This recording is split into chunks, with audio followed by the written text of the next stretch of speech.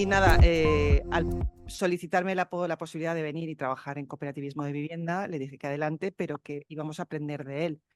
Desde Udescope estamos trabajando, como luego comentaré, en algunas líneas de trabajo, y lo que nos interesaba ahora era que él nos contara su experiencia, porque nosotros tenemos aquí en España y en Europa Uruguay como un referente en cooperativismo de vivienda, aunque no os lo creáis, porque siempre comentamos lo mismo y hacemos la broma.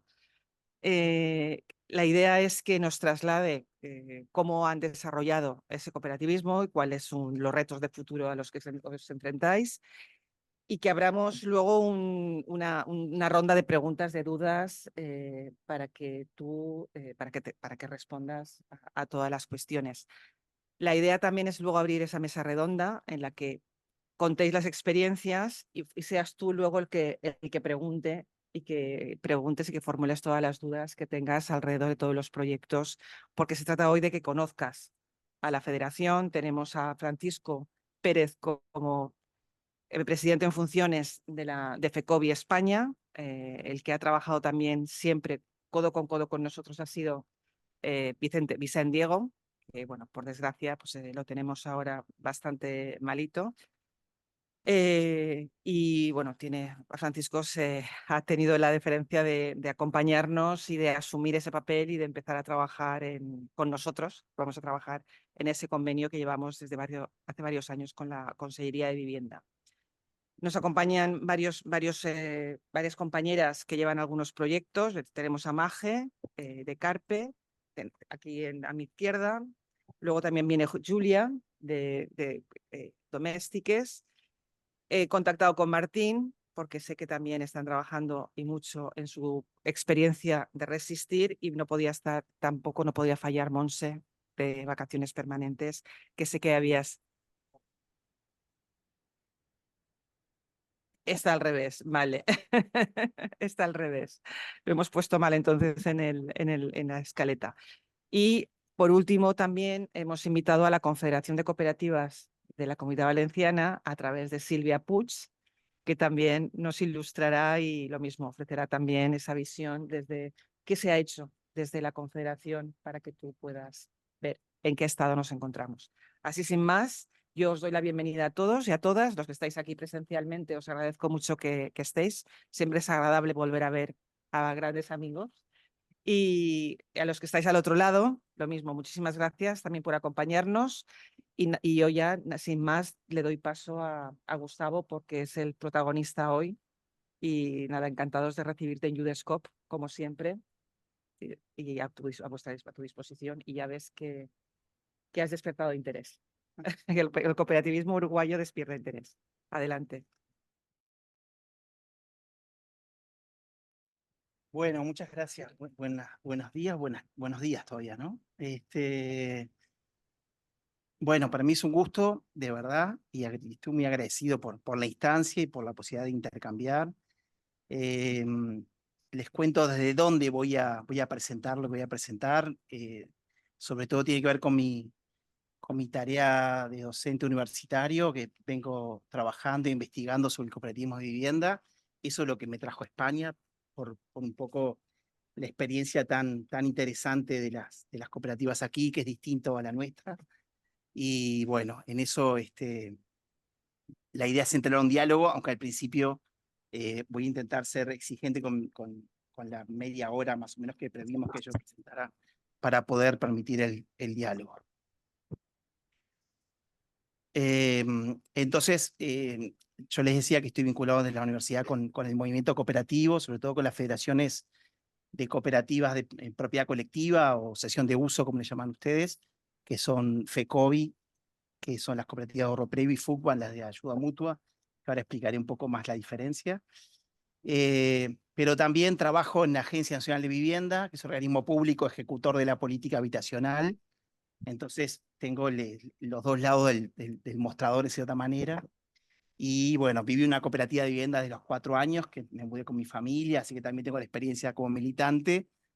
Eh, y, y en mi campo soy trabajador social y como tal asesoré cooperativas de vivienda en parte de mi desarrollo profesional, así que cumpliendo jugando en todos los puestos del equipo más o menos, en distintos momentos. El vínculo con el cooperativismo para mí ha sido muy, muy importante y bueno, y en ese orgullo de la experiencia es que intentaré contarles con la distancia que me permita también ver las sombras, ¿no? Que no todo brilla.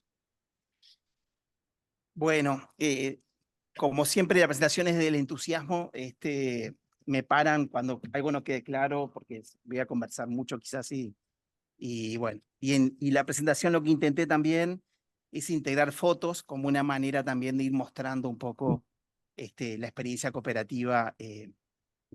Es, es, la presentación después igual se las voy a dejar a María José y a Daniela por si la quieren circular, con gusto.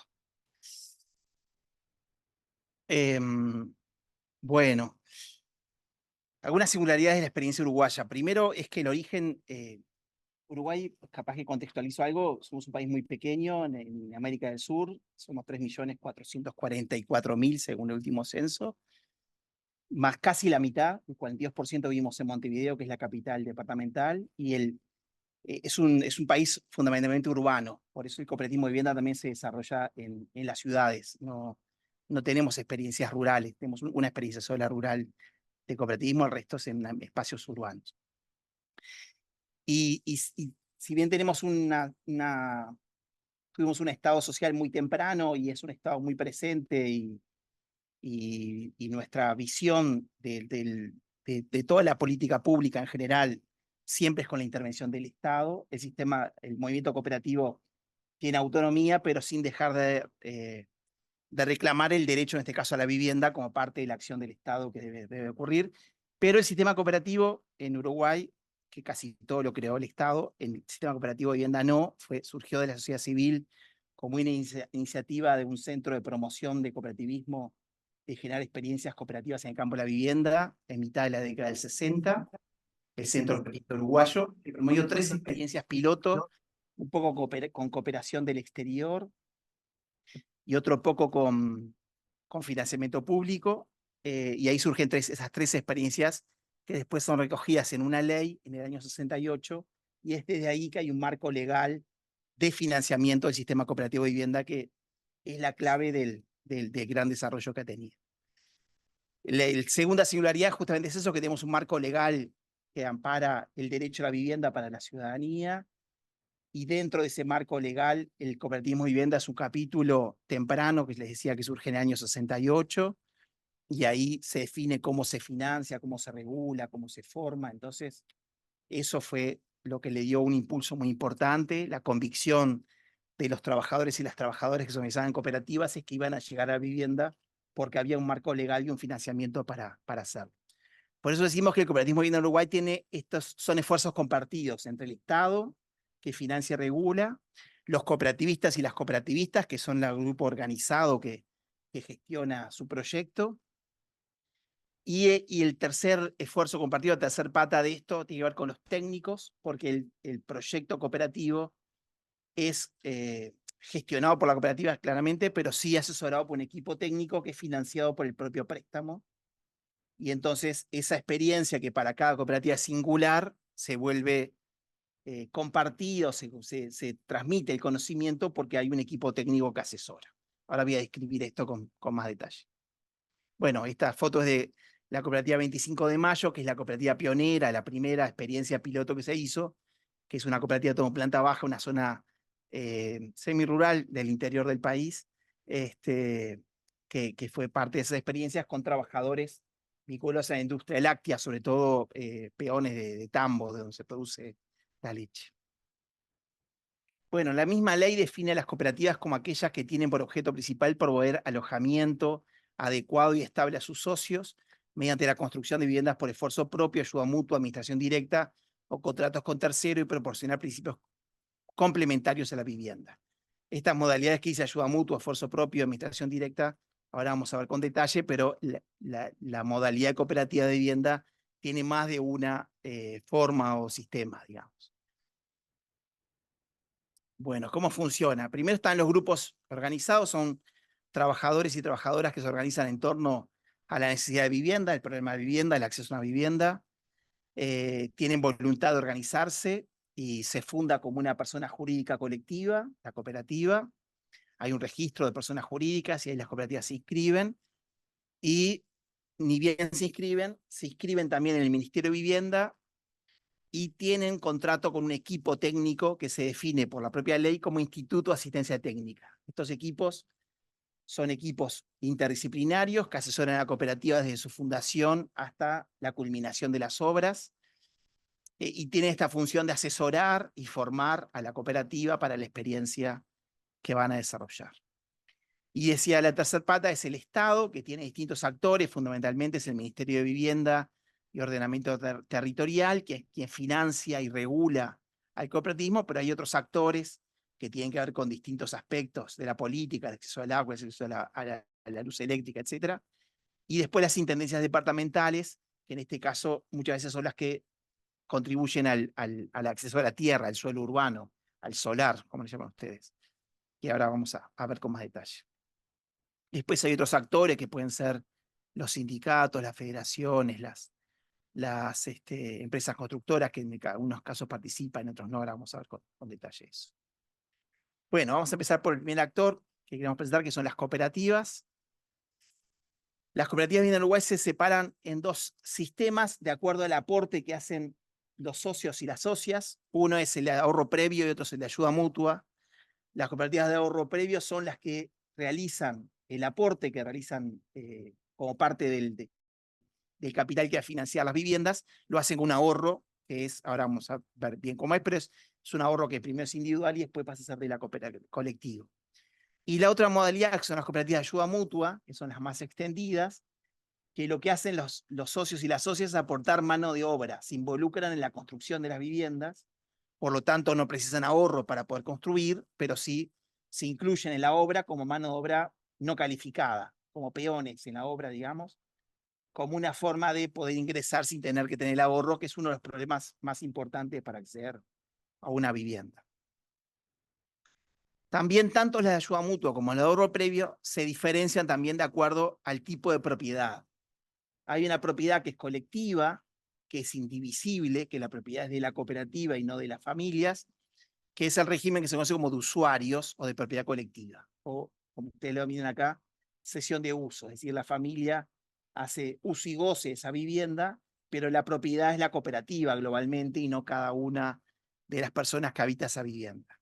La otra modalidad es una cooperativa de propietarios, que en realidad la diferencia allí es que la cooperativa de propietarios se junta, la cooperativa, se unen los esfuerzos para llegar a la vivienda, pero una vez que llegan pasa a ser una propiedad común. Eso puede ser al momento de habitar o a veces al momento de terminar de pagar el préstamo, depende de la cooperativa, pero sí pasa a un régimen de propiedad y algunas cooperativas permanecen igual para el mantenimiento de los espacios comunes. Algunos datos que traía acá que por lo menos muestran la magnitud y la dimensión del cooperativismo y cómo sus expresiones se dan. En Uruguay, ya les decía, acá tenemos datos 2011 y 2019, porque los de 2011 son del último censo publicado, los 2019 son datos elaborados por mí a partir de otras fuentes de información públicas, pero que no tienen la validación del propio censo. En 2011 había 1.169.000 hogares, 116.000 hogares, perdón, en Uruguay, en todo Uruguay. De esos 30.000 eran cooperativos.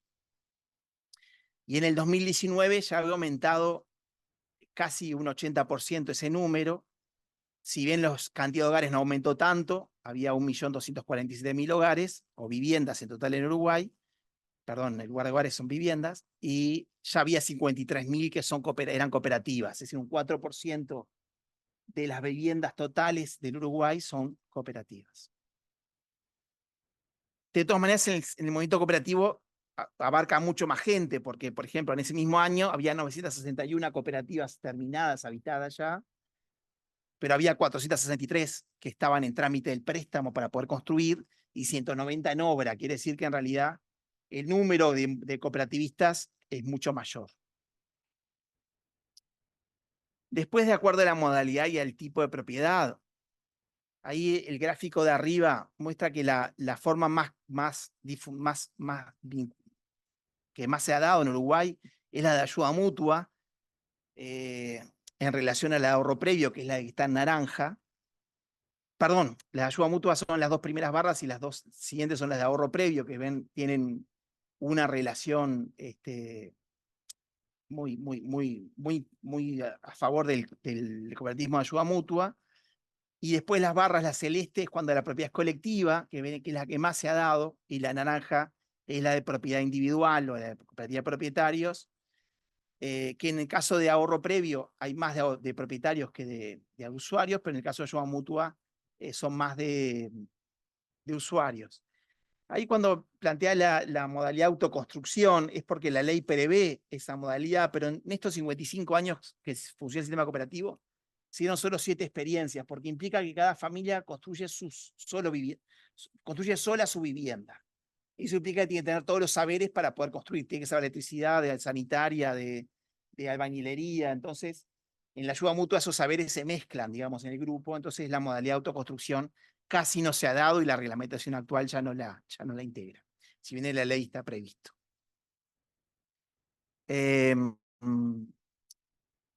Bueno, y como ven también, igual que la población, la expresión es muy importante en Montevideo, pero en el interior del país ha sido mayor el crecimiento de las cooperativas, sobre todo en los últimos años.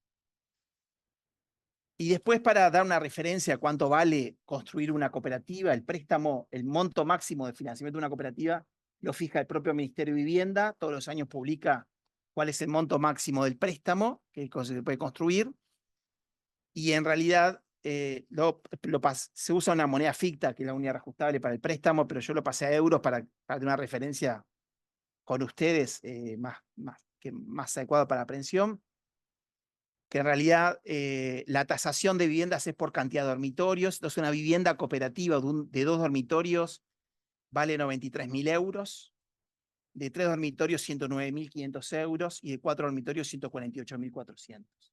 En este valor de tasación está incluido el préstamo y el aporte que hace la cooperativa. El aporte que hace la cooperativa es un 15% de este valor, el resto lo presta el Estado. Entonces, por ejemplo, una cooperativa de 50 viviendas, que es el número máximo de una cooperativa que la reglamentación actual habilita a construir, es un préstamo de 5.179.000 euros, digamos, ¿no? Para tener una referencia a cuánto sale una cooperativa en Uruguay en estos momentos. Acá esta gráfica que fui armando desde el año 67, que surge la primera experiencia, el año que está tomado es el inicio de obra, digamos, para tener un mismo indicador en todas.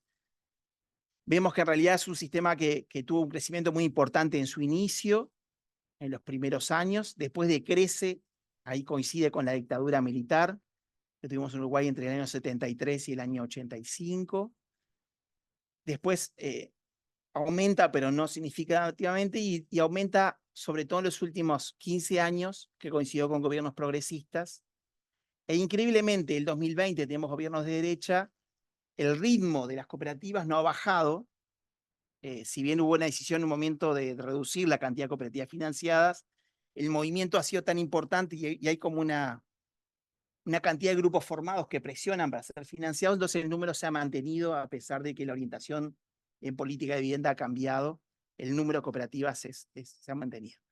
Esta gráfica la traigo sobre todo para mostrar que en realidad la cuarta clave del sistema cooperativo, yo decía, hay 3 esfuerzos compartidos que son los cooperativistas, el Estado y el asesoramiento técnico, los técnicos. El cuarto es que existe un movimiento social.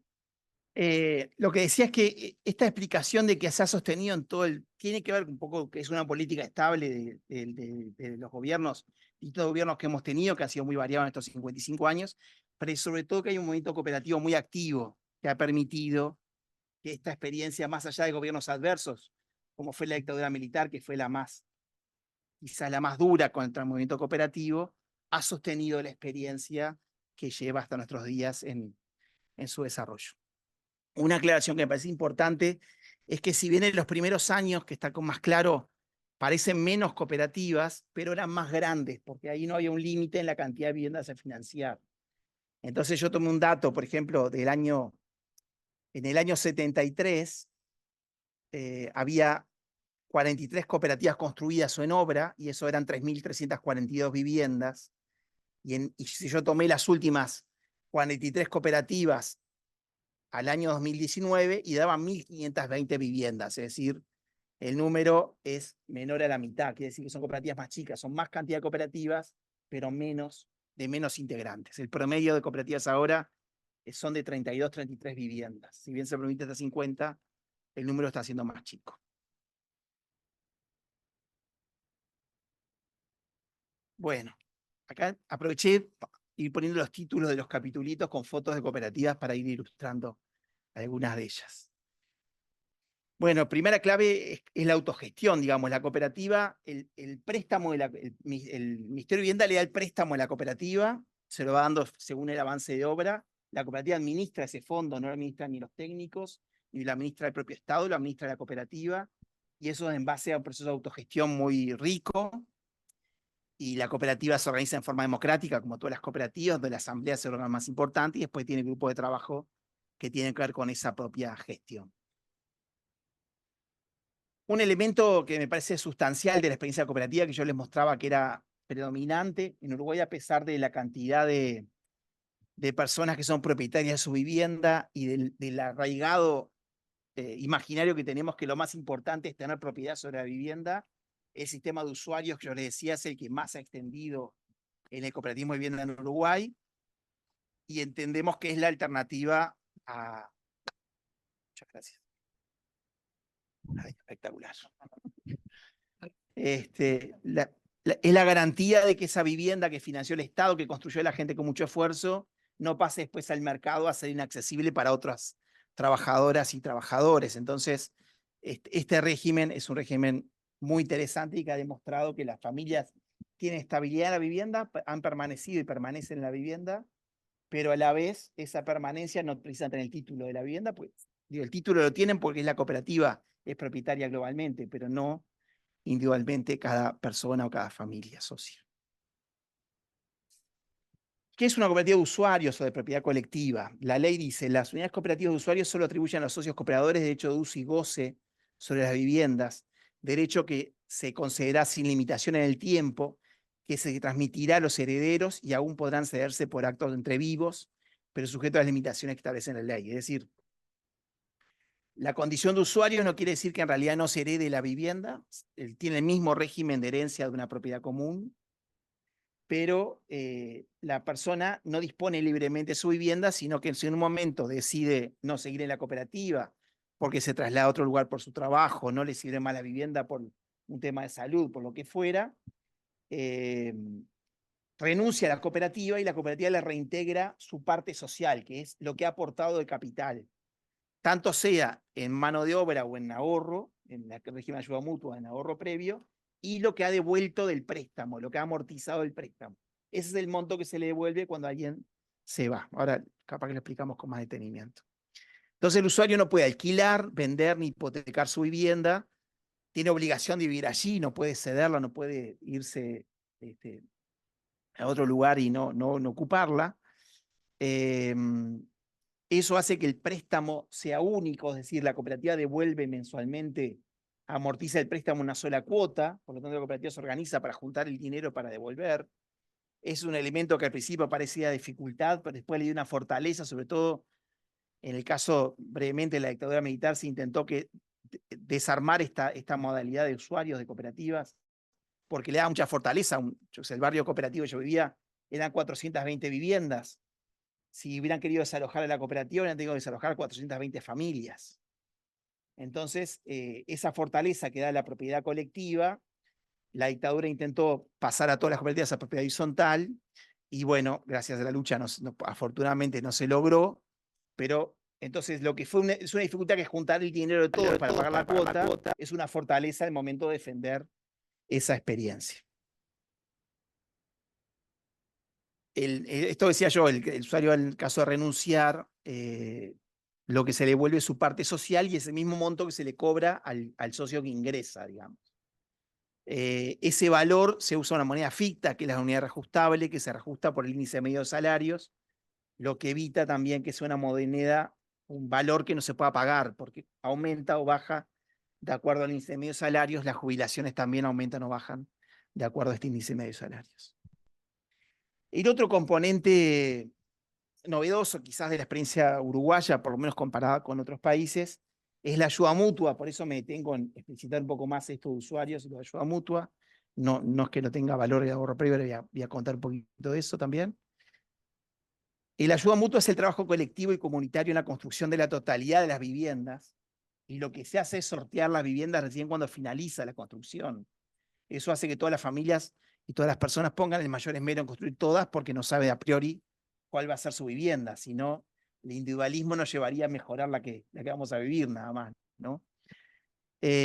Las cooperativas promedialmente hacen 21 horas semanales de ayuda mutua. Esto es un esfuerzo importante porque la jornada laboral es de 40, 44 horas semanales, le suman 21 horas de trabajo. Es un esfuerzo muy importante.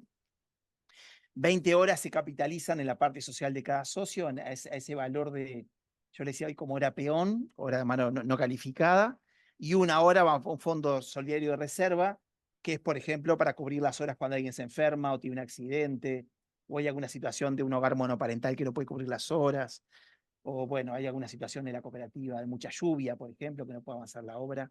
Las horas esas solidarias se cuentan de esa hora, ese aporte.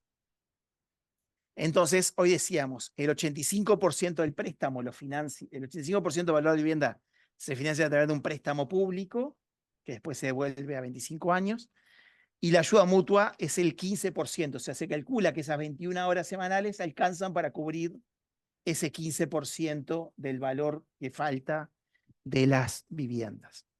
Acá es clave que haya una muy buena ayuda mutua para que rinda. Si es una ayuda mutua que no trabaja mucho, o no rinde, no se organiza bien, no se alcanza el 15%. Y acá este elemento económico, que es el trabajo mancomunado a través de la ayuda mutua de los cooperativistas y las cooperativistas, también le da un sentido de pertenencia muy importante. Uno va a cualquier cooperativa y ojalá estamos deseosos que puedan ir a conocer las cooperativas en Uruguay y van a ver la gente cómo le cuenta cuando hizo el pozo, cuando levantó las paredes, cómo le costó hacer tal parte. Hay un sentido de pertenencia muy fuerte a partir del propio proceso de autoconstrucción. Bueno, acá tenemos algunas fotos de la ayuda mutua. El ahorro previo inicialmente es individual, cada cooperativista va ingresando y va teniendo su cuenta de ahorro y después llega un momento que lo vuelca a un fondo común de la cooperativa. Es igual que el de ayuda mutua, el préstamo es el 85% y el 15% restante lo aportan los cooperativistas y las cooperativistas con ahorro. Para escriturar el préstamo, para acceder al préstamo, tienen que tener la mitad de este 15%, o sea, 7,5%, y el 7,5% restante lo ahorran durante la obra. Esto es un requisito para acceder al préstamo. Las cooperativas de ahorro previo, como no ponen su mano de obra, su aporte de ayuda mutua, a pesar que pueden hacer alguna jornada, alguna actividad puntual pueden realizar, algunas hacen por administración directa, es decir, la cooperativa compra los materiales de construcción, contrata el personal para la obra, etcétera, lo hace por autogestión, o a veces delegan a una empresa que construye, ¿no? Ahí hace una licitación para la obra y la empresa, con el valor de tasación que tienen, se presenta y contrata una empresa y lo que hace la cooperativa es el seguimiento de esa obra. Las cooperativas se organizan en federaciones de en torno a si son de ayuda mutua o de ahorro previo y de propiedad colectiva. FUCBAM, yo le decía, y FECOBI son las dos federaciones que nuclean las cooperativas de ahorro previo. FUCBAM es la ayuda mutua y FECOBI las de ahorro previo. Y después la de propietarios se dividen en dos federaciones. Una es la Coordinadora de Vivienda Cooperativa de Propietarios, COVIPRO, y la otra es el Plan de Vivienda Sindical, porque la central sindical tiene una línea de cooperativas de vivienda de propietarios. FUCBAM es parte de la explicación de por qué este sistema se sostiene tanto tiempo, por su capacidad sobre todo de movilización y presión que ha tenido, por eso es el más reconocido en el tiempo. El otro componente es el asesoramiento técnico. Los IAT, el Instituto de Asistencia Técnica. La ley define que los institutos son aquellos destinados a proporcionar el costo, servicios arquitectónicos que incluyen proyecto y dirección de obras, servicios jurídicos, notariales, de educación cooperativos, financieros, económicos y sociales a las cooperativas y otras entidades sin fines de lucro. Cuando dice el costo es porque El valor de asesoramiento ya está fijado por la ley, que es el 10% del proyecto. Del valor total de las cooperativas se destina a financiar el equipo técnico. Supone que eso es lo que paga, son los honorarios de todos los técnicos durante todo el proceso. La ley establece que el equipo mínimo tiene que estar entregado por abogado o abogada, escribano o escribana, notario, no sé si existe la profesión aquí, ¿sí? Licenciado en trabajo social o licenciada en trabajo social, contador o contadora pública, que es el encargado de la administración, del asesoramiento en términos financieros, contables y económicos, y arquitecto o arquitecta. Este es el equipo mínimo para conformar un IAT y es el exigido por la ley para asesorar las cooperativas.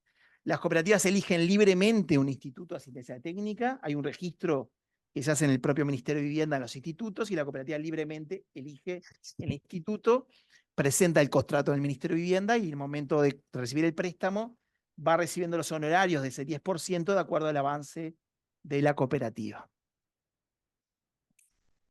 Las funciones son fundamentalmente asesoramiento en todos los aspectos. Decíamos, para cada cooperativa de viviendas, su proyecto y su obra es la primera, y la forma que ese conocimiento acumulado en 55 años se replique son los institutos que ya conocen y saben de cooperativismo, entonces le aportan formación y asesoramiento de las cooperativas, y después acompañan a la cooperativa en todo el proceso. La dirección de obra la tiene el arquitecto o la arquitecta del instituto, y bueno, todo el asesoramiento jurídico contable también lo realiza este propio instituto.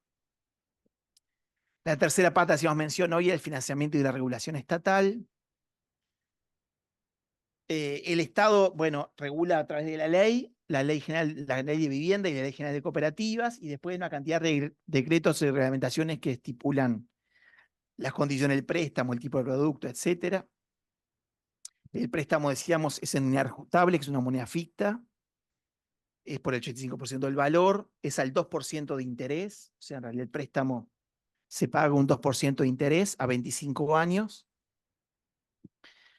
Después existe, esto es todo préstamo, después hay un subsidio, que el subsidio es al capital, el subsidio no es al capital en estos momentos, sino es a la cuota, como para asegurar la permanencia de las familias, se subsidia la capacidad de pago, es decir, si una familia, lo que se estipula es que nadie puede pagar más del 25% de sus ingresos líquidos en la vivienda, pero también el subsidio va por cantidad de integrantes y por ingresos, es decir, cuando es una persona sola, es mucho menos lo que paga, porque en realidad se entiende que si compromete el 25% de sus ingresos en pagar la cuota, no resolvería las demás necesidades. Entonces, ahí el subsidio es mayor y puede llegar hasta ser el 100% de la cuota que se subsidia. El subsidio se revisa cada 2 años y la cooperativa tiene obligación de declarar ingresos justamente para estudiar esos subsidios.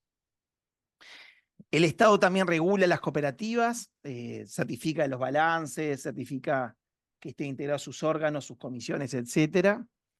Y también el Estado garantiza lo que hay, por ejemplo, en el caso de la Intendencia de Montevideo, es lo que se conoce como la cartera de tierra. Eso es un banco de tierras para que las cooperativas puedan acceder al suelo o al solar para construir.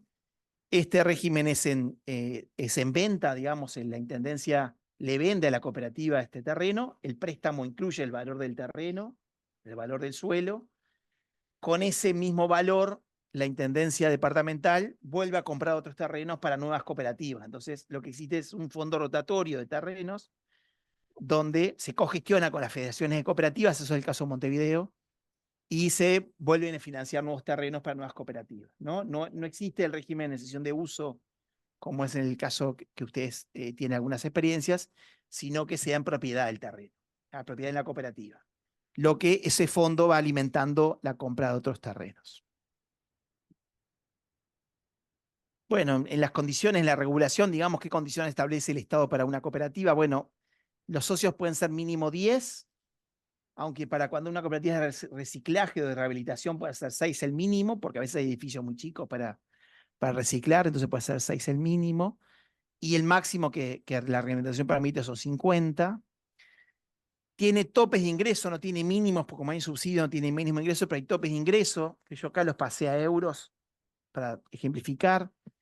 Van desde el mínimo, que es una persona sola o dos personas, 2.315 euros como tope máximo para acceder a una cooperativa, y una familia de 5 o más integrantes, el tope es 3.700 euros. Por estos montos son los que financia el Estado. Si alguien supera estos ingresos, no puede acceder a la financiación pública. Los socios tienen que ser todos mayores de edad, vivir en Uruguay y no ser propietarios de otra vivienda. Bueno, estas son las fases del proceso de una cooperativa. La cooperativa obtiene su personalidad jurídica y contrata un IAT, un Instituto de Asistencia Técnica. Después presenta, cuando tiene el terreno, presenta la viabilidad de este terreno, se estudia si ese terreno es viable para poder construir. Después pasa por la presentación del anteproyecto cooperativo, hay postura del préstamo, se obtiene la postulación, se presenta el proyecto definitivo, después comienza la obra y después viene el final de la obra y la convivencia. Esto contado rápidamente lleva su tiempo, digamos.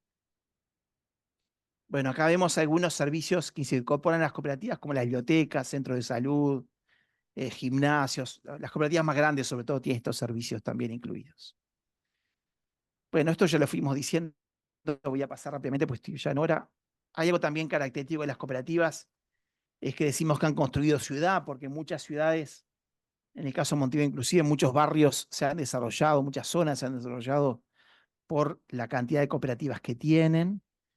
Y esas cooperativas, cuando han construido en las periferias de la ciudad, muchas veces han llevado servicios a esa periferia por existencia, centros educativos, de salud, culturales, actividades deportivas, recreativas, etc. También han ocupado cooperativas en las áreas centrales, como Escovicivi y la Cooperativa de Trabajo, reciclando edificios patrimoniales. Aquí estos son ejemplos de reciclaje de cooperativas. Acá hay una expresión de la creación del principio de Foucault que parece importante mostrar la inspiración que tiene que ver con una fuerte politización también de la experiencia cooperativa, que dice acceder a vivienda mediante una cooperativa de usuarios significa que el camino no sea individual, sino colectivo, que la solución se buscará por medio de la producción social y del mercado, que la gestión la realizará el propio grupo, que la propiedad servirá para unir y no para separar. Bueno, acá paso rápido, distintas experiencias cooperativas, distintas épocas. Actualmente hay una experiencia piloto que todavía no se desarrolló, que es una cooperativa de lotes dispersos, es decir, una cooperativa a construir en más de un lugar, que va a construir por lo menos esta que está ahora, el piloto, en 3 lugares distintos, porque como este caso es en el casco histórico, en la ciudad vieja de Montevideo, como hay solares muy chiquitos que no habilitan a cooperativas grandes, lo que se va a hacer es construir en una 10 viviendas, en otra parte 4, en otra parte 30, pero es una sola cooperativa que construye en 3 lugares. Esa experiencia todavía está en etapa de proyecto, va a ser un desafío, pero es interesante que se haya promovido. Bueno, y para cerrar, y para habilitar también el espacio de intercambio con ustedes, algunos desafíos actuales que los voy a decir como titulares. Primero, sostener la experiencia y el crecimiento, es decir, la cooperativa no es una forma de llegada a la vivienda nada más, sino de permanecer en el sistema, de fomentar el cooperativismo, de seguir resolviendo otras necesidades por el propio cooperativismo. Entonces ahí hay una clave importante y está en el crecimiento. Decimos que lo importante del sistema cooperativo es no solamente engordar, como me ha pasado a mí, sino también que crezca cualitativamente, digamos, que el crecimiento sea también en la posibilidad de nuevas experiencias. Por eso me parece muy importante esto que estamos haciendo aquí, de dialogar con esas experiencias, porque el sistema cooperativo uruguayo, de ese orgullo que tiene, de ese reconocimiento internacional que hablaba María José, a veces hace que se autocomplazca de que hace todo muy bien y no hace todo muy bien, tiene muchas cosas para mejorar. Entonces es importante el diálogo con las experiencias de otros países. De hecho, esta idea de las cooperativas en lotes dispersos fue a partir de experiencias de otros lugares. En caso concreto Paraguay y Salvador, que Foucault fue a promover cooperativas, pero encontró esta realidad de que había terrenos dispersos y bueno, se hicieron experiencias de ese tipo. Después, hasta ahora la ley establecía, hasta el 2019 la ley establecía que el socio es una persona del núcleo familiar. Generalmente, históricamente, fueron los hombres de las cooperativas los titulares. Eso era un problema cuando en realidad había un conflicto en la pareja, cuando había situaciones de violencia basada en género. Desde el 2019 hay un régimen de cotitularidad, es decir, son titulares la pareja, pero eso es un elemento que no es retroactivo, que es para las cooperativas hacia adelante. Para atrás las cooperativas tienen que decidir usar ese régimen o no, pero tiene una cantidad de cosas sin resolver, justamente por ejemplo, cómo se hace con ese capital, ¿no? Porque en realidad hay un acuerdo, bueno, que la ley establece que la persona agredida en caso de violencia basada en género es quien queda con la vivienda, la que es víctima, digamos, pero bueno, no está resuelto cómo le paga el capital a su pareja, digamos. Entonces hay cosas todavía que son desafíos y que la ley no ha sido reglamentada y esto no se resolvió. Esto tiene que ver también por la coyuntura política, o sea, el gobierno progresista la aprobó en el último año de su mandato, convencido que iba a ser reelecto y no fue, y entonces el gobierno de derecha que asumió el movimiento cooperativo no le interesa que lo reglamente porque tiene el riesgo que la reglamentación no sea muy amigable con las mujeres sobre todo. Entonces, en ese lío quedó la coyuntura atrapado esto. Después el uso de nuevas tecnologías. El sistema cooperativo para ayuda mutua utiliza muchos sistemas tradicionales de construcción y hay muchas experiencias con sistemas cooperativistas no tradicionales, pero a veces no son muy amigables con ayuda mutua. No han sido experiencias tan enriquecedoras. También dejar de ser proyectos viviendistas, es decir, tan centrado a la vivienda. En el caso de experiencias que hemos conocido de ustedes, hay un esfuerzo muy importante en pensar los espacios comunes, en pensar los cuidados, en pensar los espacios de desarrollo más vinculados al ambiental. A veces el sistema cooperativo uruguayo está muy pensado centrado en la vivienda. Después, un desafío para la universidad es la formación de los técnicos y la investigación sobre esto, que en realidad es bastante marginal. Si bien somos muchos los que trabajamos en el campo de cooperativismo de vivienda, nos hemos formado sobre todo a partir de otros colegas y no tanto porque la universidad haya formado en este tema. Y bueno, y después la necesidad del sistema cooperativo de reinventarse permanentemente, ¿no? O sea, la ayuda mutua, yo les decía, se creó cuando en realidad a veces trabajaba solo el hombre, ¿no? En la década del 60 trabajaba solo el hombre en el hogar. Entonces las 21 horas eran fáciles de hacer. Ahora a veces con el multiempleo, con trabajando todos los adultos del grupo familiar, la ayuda mutua es una situación muy compleja. Entonces hay que repensarla. Y hay que pensarla con todos los cambios que han sucedido, familia, sociedad, etcétera. Entonces tiene que seguirse reinventando el sistema cooperativo. Bueno, por aquí les agradezco la escucha atenta. En la presentación dejé bibliografía que se accede en forma digital, la reglamentación, etcétera, para que puedan ingresar y está mi correo electrónico para cualquier duda, etcétera. Como siempre, muy claro y creo que surgen dudas y además algunos ejemplos realmente interesantes que se pueden poner en marcha. También los podemos poner en marcha aquí. Tenemos aquí también un problema de gobierno. Ha habido un cambio importante y estamos trabajando precisamente para que se crean el proyecto cooperativo y para que lo vean y para que sigan apoyándolo de manera clara. Entonces, bueno, estamos en ello. Seguimos en ello. Tenemos, de hecho, en Udescope un convenio con lo que era la Consejería de Vivienda. Empezamos a firmarlo 2021, ¿verdad, Gemma? ¿O 2022? 2022 fue el primero. O 21, 22 y 23, y ahora ya vamos a por la cuarta edición del convenio. A la vez, la primera, sí. Por primero, eso que lo conseguimos, sí, porque es que además como pillamos la pandemia, aterrizamos aquí en el 19, yo aterricé y me encontré con todo. Entonces hasta después no pudimos empezar a negociar bien con el convenio. Y estamos ahora, nada, lo que te comentaba, estamos en línea y trabajando, creo que sí, con CECOVI, que es un convenio de 3 bandas para ver si conseguimos de nuevo renovar y reactivar y desarrollarlo. Entonces, de hecho, el año pasado me correspondió a mí hacer un pequeño informe porque a la Consellería le interesaba mucho el mundo uruguayo y todas las cooperativas de ayuda mutua y las cooperativas en propiedad. Entonces sí que les preparé un pequeño resumen de cómo estaba la regulación para que lo vieran. Lo que pasa es que de momento no ha servido de mucho porque al cambiar hay que volver a enseñar. Nada, os doy la palabra a vosotros si queréis hacer preguntarle cosas, dudas, curiosidades y algo que os pueda servir para vuestros propios proyectos. Adelante. Puedes coger no, pero te lo acercas y acércatelo. Si los cooperativistas son de diferentes edades, quiero decir, si hay senior y si hay específicas para mayores o que son intergeneracionales mayoritariamente. Gracias. Son senior como la de mis padres, porque ya hace 50 años viven juntos, pero bueno, se han renovado también, pero no se conforman por generación. Esa experiencia que tienen ustedes de la cooperativa senior es muy interesante, pero hasta ahora hay solamente una experiencia en una fase de proyecto todavía. No hay ninguna construida. He venido a aprender de ustedes de eso. Sí, adelante.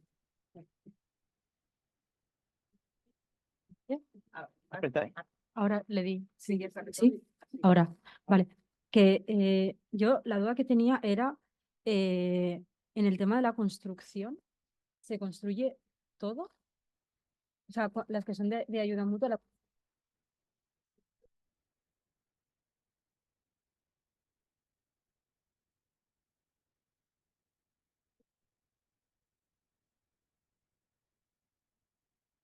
hay Sí. personas que se lanzan a hacer cosas, pero no es algo ni que sea. Claro.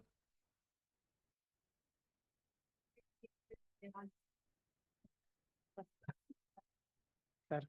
No, yo capaz que me expliqué mal, porque en realidad, como dije, se integra como peones, es que la cooperativa contrata la mano de obra especializada, o sea, contrata oficiales, al capataz de la obra, y las cooperativas se integran. Es una relación muy interesante que sea en la obra, porque la cooperativa es como si fuera el patrón, pero en la obra se integran con el lugar más subordinado, que es de peón. Entonces el capataz es el que dirige la obra y contrata oficial electricista, albañil, sanitario, carpintero, herrero, o sea, la mano de obra especializada se contrata, a no ser que la cooperativa la tenga. De a priori se parte de la idea que la cooperativa construye, aporta mano de obra no calificada, digamos. En Uruguay es más común la autoconstrucción, de hecho gran parte de las viviendas que nuestros abuelos tienen en Uruguay han sido autoconstruidas. Es un país de una densidad muy baja y de casitas muy bajas en la mayoría. Entonces, el cooperativismo de vivienda toma esa tradición de la autoconstrucción, digamos. Por eso también ya no es parte de estas generaciones actuales, sí las anteriores, que había mucho más trabajo manual. Pero las cooperativas mantienen el sistema cooperativo, sigue siendo el predominante, el de ayuda mutua. Pero es eso, se integra una obra contratando mano de obra especializada y lo que se hace es inscribir a los socios en la planilla de trabajo como socios, con carácter así de trabajador también. Y lo que hace el organismo de la seguridad social es exonerar una parte de los aportes de acuerdo a la cantidad de ayuda mutua que haya en la cooperativa. Es decir, generalmente se exonera un 40% de la mano de obra porque entiende que la aporta la cooperativa con ayuda mutua, como una forma de regular justamente este aporte.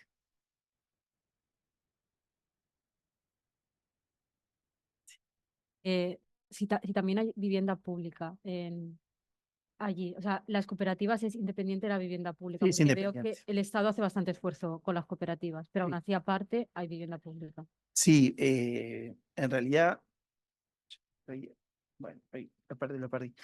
Por un momento no quería llenar de datos, pero hay un cuadro ahí que muestra cuánta vivienda, qué programas. Sí, el Fondo Nacional de Vivienda, que es lo que tiene de presupuesto el Ministerio de Vivienda para construir, que la ley de vivienda esa en el 68 la creó como fondo como para dar una garantía de que hubiera siempre financiamiento público de vivienda, es igual bastante marginal, es el 0,5 del PBI, o sea, es muy bajo. Tuvimos mejores épocas, pero ahora es muy bajo. Inclusive los gobiernos progresistas era bajo igual. Lo que sí, el 50% de ese fondo de vivienda en lo que hace vivienda nueva va a cooperativas de vivienda. El 50% restante se distribuye en otros programas que incluye vivienda construcción pública, en el medio urbano y el medio rural, vivienda para pasivos, se denomina así, que es vivienda para personas jubiladas de bajos ingresos. Y después a regularización de ocupaciones de tierras, que son programas que regularizan la propiedad a personas y familias que han ocupado tierras en forma irregular y que hay mucha precariedad habitacional en esos programas. Más o menos entre esos programas se distribuye el Fondo de Vivienda. Una pregunta, ¿cómo se gestionan la financiación en estas cooperativas de viviendas intergeneracionales? Es decir, porque cualquiera puede acceder a la financiación ¿Se requieren unos mínimos requisitos para poder acceder? ¿Tienen que ser pobres de necesidad? ¿Y cómo se articula? Ahí va. El préstamo, el ministerio se lo asigna a la cooperativa. O sea, es independiente quien integre la cooperativa, pero el único requisito que le pone en eso es los topes de ingreso. O sea, no le preocupa el mínimo, porque después igual como se financia, igual es difícil que una cooperativa acepte un socio o una sociedad que no tenga ingresos, porque es un problema para la cooperativa, digamos, ¿no? Pero en realidad no es un requisito no es un requisito de la política pública, y sí tiene topes de ingreso como una idea de favorecer, pero ese tope de ingreso alcanza casi el cuarto quintil de ingresos, ¿no? Tampoco es que sea tan bajo, digamos, ¿no? Es un ingreso medio, digamos, podríamos decir. Entonces la cooperativa es la que solicita el préstamo y la garantía. El préstamo es una hipoteca sobre ese terreno, por eso el régimen es de propietarios del terreno, no hay otra modalidad prevista. Entonces, lo que hace el Estado cuando le da el préstamo es hipotecarle ese terreno durante 25 años que tiene que amortizar el préstamo.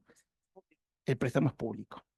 Y entonces, por eso no se estudia el sujeto de crédito a cada socio o a cada socia, sino que es la cooperativa que presenta un terreno que es viable, un proyecto arquitectónico, urbano arquitectónico con el equipo técnico, y sobre ese proyecto autoriza el préstamo.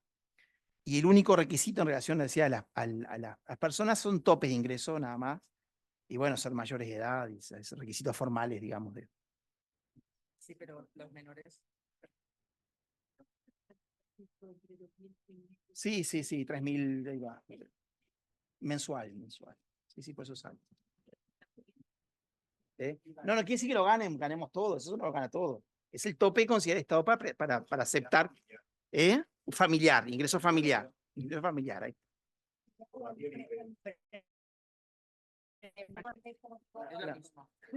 Claro. Sí, pero ahí lo que me interesaba era, claro, cómo se conjuga Claro. esos, a lo mejor, más ingresos de la gente más mayor con los jóvenes. Bueno, ahí está. O sea, en realidad, claro, en realidad la cooperativa, como el subsidio es a cada familia, digamos, ¿no?